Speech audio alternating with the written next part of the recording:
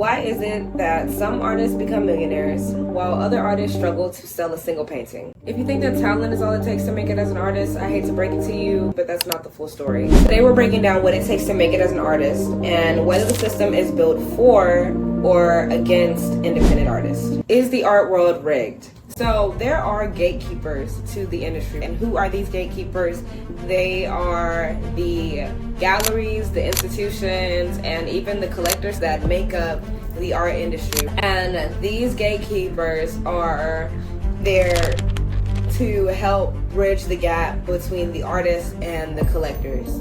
The high-end galleries and art fairs gatekeep which artists get exposure. If you have access to the galleries, then you have access to basically the world of art collectors, high-end art collectors, buyers, and it is validated. So they are the middlemen between the artists and the collectors. They determine how the artist gets seen. The basic functions of these galleries are to display artworks, to validate artists and the artwork, to provide a support team for artists and collectors, and of course to make money, to sell the artwork.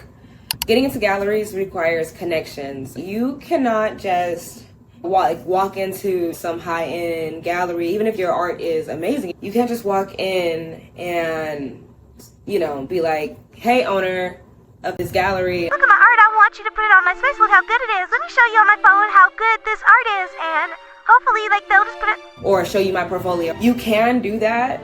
Maybe you could have such an amazing portfolio of art that they just have to accept it. However, you would have a much better shot at it if you actually take the time to really network with that community.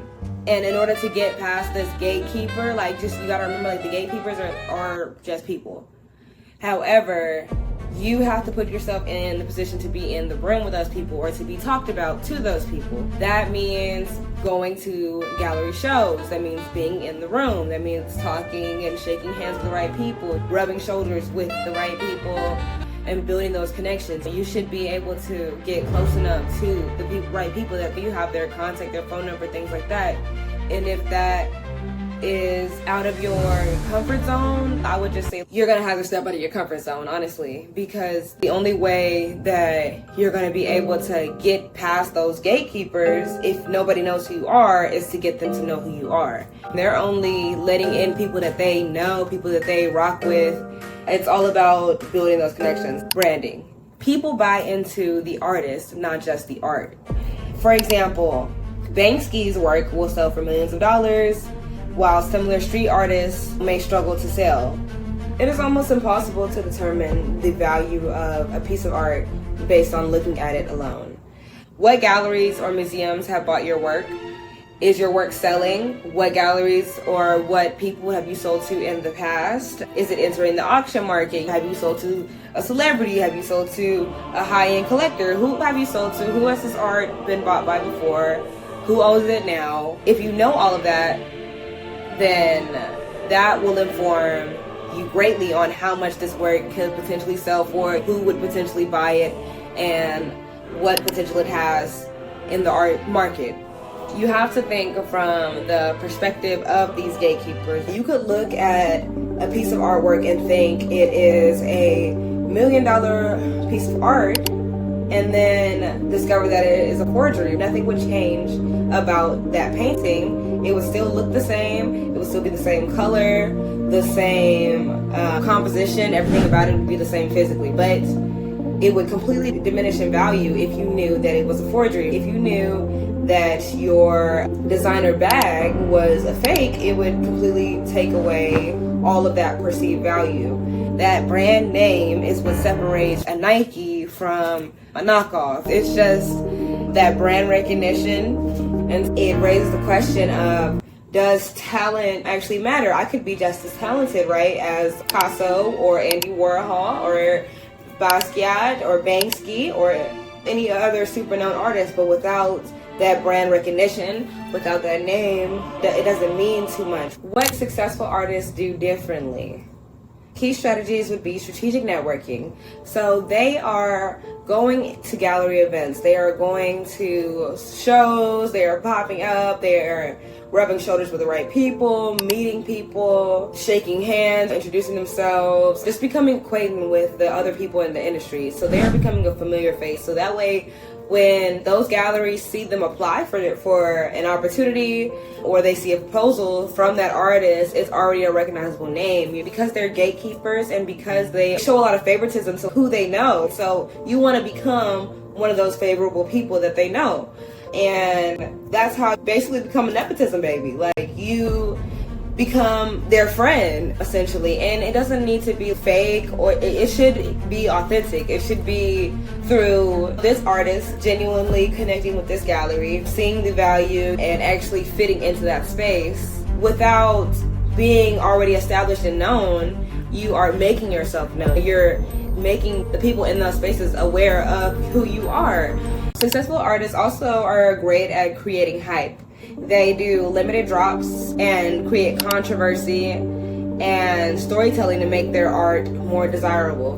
So it's not just about the art itself, but about the story behind the art. What inspired it? What did that artist go through? Who is that artist and what is their story? And being willing to share those different parts of yourself are what would make an artist stand out and make an artist become a lot more known and recognizable than someone who is just making art that has no story, that has no narrative, that has no depth to it.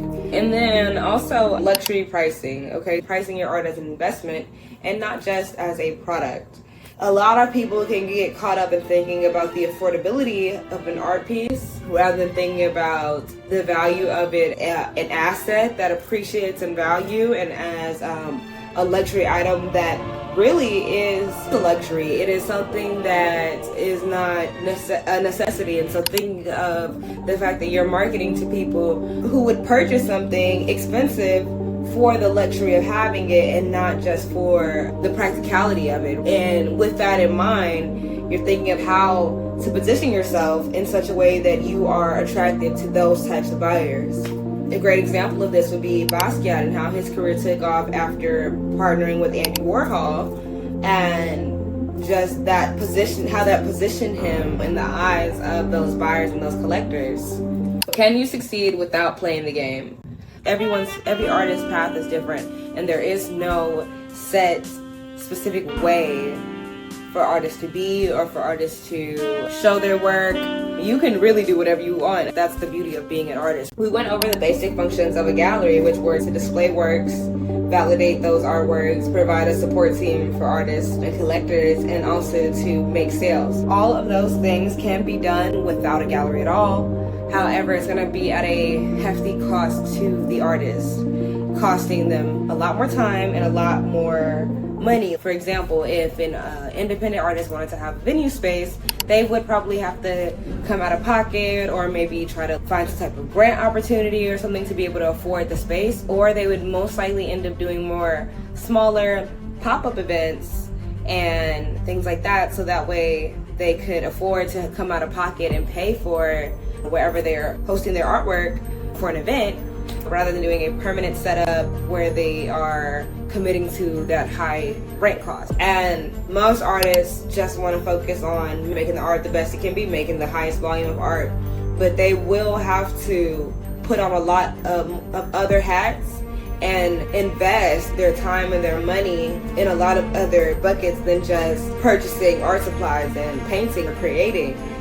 They will have to figure out where they're going to display their work, how they're going to promote their work independent, and you're not working with the gallery. Or when you're on the road to trying to gain and develop partnership with galleries and get representation, you have to wear those hats until you get someone to essentially wear them for you. It takes a lot more on your end. It's a lot more of your work. However, it's not to say that it can't be done. It's just you have to be aware of all of those roles and duties that need to be done in order for you to pull that same weight that you would have if you had a whole team of people behind you. It's really about learning to market, storytell, and network in addition to honing your skill, or at least get yourself ready to delegate those tasks to the team of people that potentially will come once you're at a level to receive that type of support from a gallery. There's many alternative paths to making it as a successful artist. Selling directly to collectors via Instagram, Patreon, and commissions. So this is basically just stuff that you take your own initiative to do, right? Using your own platforms, and you are opening up a door for people to reach out to you directly and pay for your services and your artwork.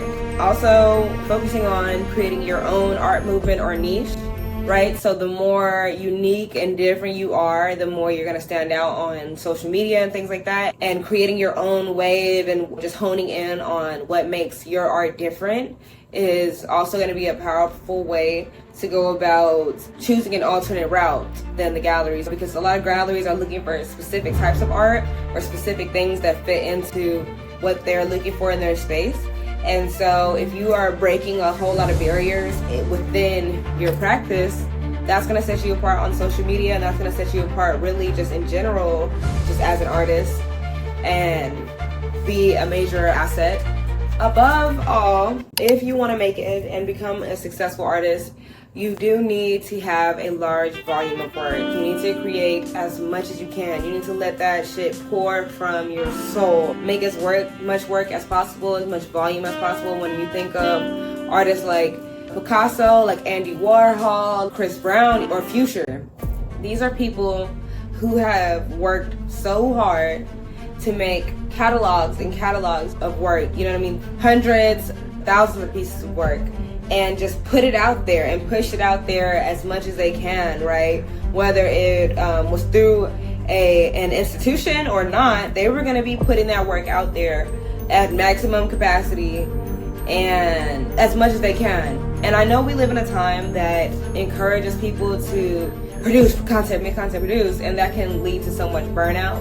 But I don't think your approach to this should be thinking, oh my gosh, I'm making so much work, I have to make so much work that I get burnt out. It's more of, I am so fueled by my this creativity and this inspiration that it is flowing and pouring out through me. Let it pour out through you. Make as much as you can. The more you have out there, the more likely something is to resonate with someone, and the more people see it, the more people are going to resonate with it. When art goes to auction houses, like these high-end galleries are displaying work, like they put so much money behind advertising and showing that work to everybody in the world. Like everybody in the world sees that art. There's some art out here that's worth so much money, but it's because all of us have laid eyes on it, right? They put so much money into us laying eyes on it, not because they think that we're all gonna buy it. They know that a lot of us can't afford to go and spend $1 million on this painting, right? Or this banana taped to a wall, or whatever it is.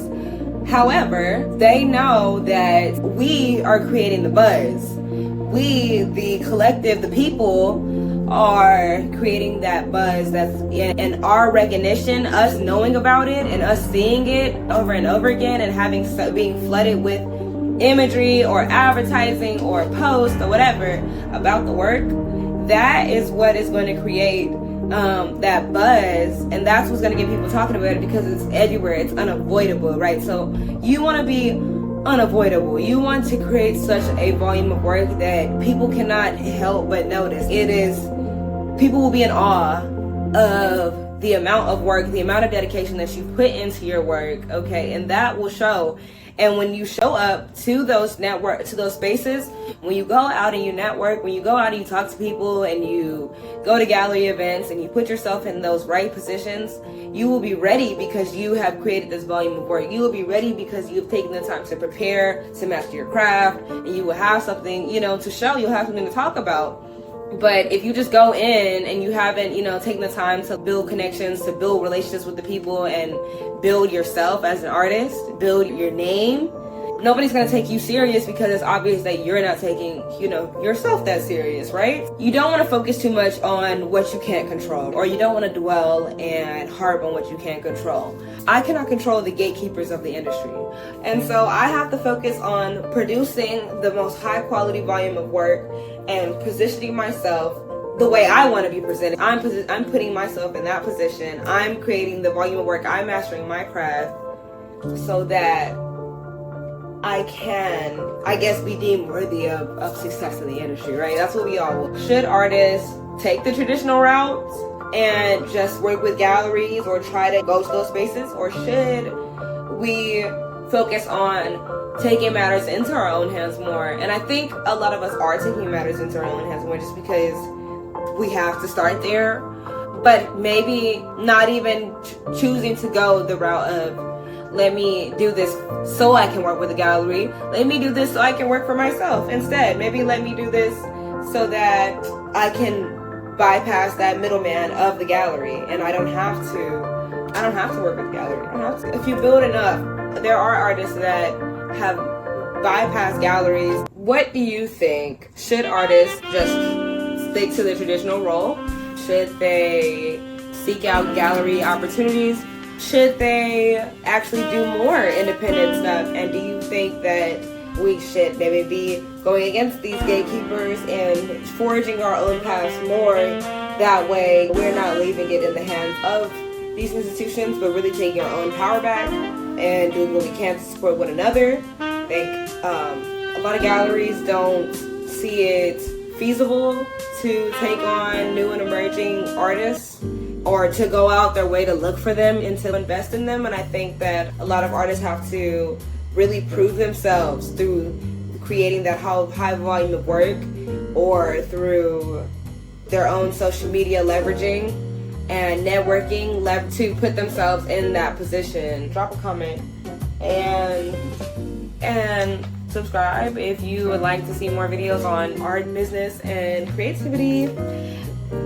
So, I don't know, I hope this conversation just helps you to think about maybe what steps you may need to take or whatever to position yourself to get to that next level of success, or even if you're not an artist. I hope this video was insightful for you. I hope that it helps get your gears turning as you think about your place in the industry and how that whole system works, that system of networks between gallerists and artists and collectors.